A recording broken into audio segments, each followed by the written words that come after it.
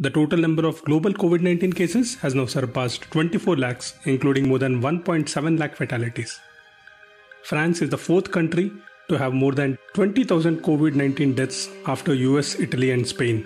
The WHO director, Dr. Tedros, said that through April and May, they intend to ship almost 180 million surgical masks, 54 million N95 masks and 3 million protective goggles to countries that need them most.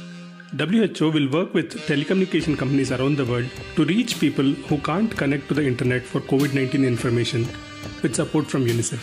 As per COVID19India.org, the total positive cases in India has crossed 18,500 with over 600 deceased. 47 deaths, which is the biggest jump in the total number of deaths in a day, were recorded in India.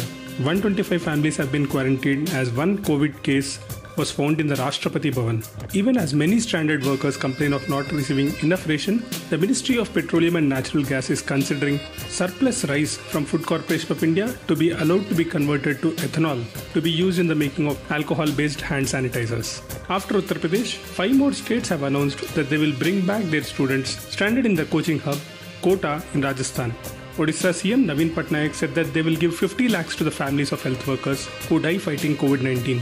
Delhi government will conduct COVID-19 tests on media persons as a precautionary measure. The Common Law Admission Test, CLAT, has been postponed to June 21st this year. In press briefing today, ICMR representative Dr. Ganga Kedkar has said that states are being advised not to use testing kits for 2 days due to a lot of variations. Field testing of these kits will be carried out in the next 2 days, he added. COVID fact of the day. According to WHO, taking a hot bath will not prevent you from catching COVID-19.